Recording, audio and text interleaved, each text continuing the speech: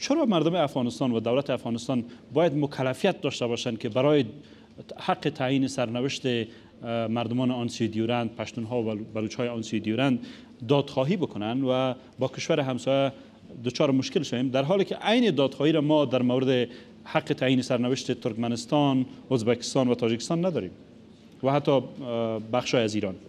خب من این را کوتاه عرض میکنم چون بعض نکات مهم دیگه هم هست که اشاره کنم. اول خود در دنیا دو نوع روش وجود داره.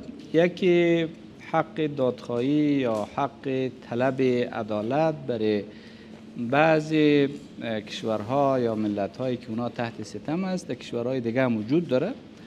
دوم، اینجا افغانستان به هر دلیلی گذشته ممکن ریشه هاش مسائل کم و بیش زبانی، فرهنگی، قومی، مذهبی باشه، ولی خب به هر دلیلی دعوای سرزمین هم داره کم و بیش، هرچند که در تاریخ بیشتر تحت عنوان پشتونستان خواهی بیشتر مطرح شد. ولی من میخوایم عرض کنم که ادعاهایی که ما داریم بسیار ساده میسازیم قضیه را. اون قدر ساده نیست که تصور میکنیم. بنبست های بسیار عجیب و کلان وجود داره که فکر نمیکنم با این ساده سازی حل شود. چند تا ادعا منظورتون از ساده سازی چیه؟ چند تا ادعا وجود داره. اینا چیزای پنهان نیست، چون در تاریخ آمده، در کتاب ها منتشر شده، جانب مقابل هم او را داره، صرفا به مردم افغانستان گفته نشده. ما میخوایم توضیح بدیم. ادعای اول این است که این زمانمند بوده، یعنی 100 ساله بوده، چیزی که هنوز در تاریخ مکتوب افغانستان دیده نشده و هنوز سند هم به عنوان معاهده با یک امضا ارائه نشده. یک، بنابراین ساده سازی است وقتی این بحث مطرح میکنیم و مبهم است.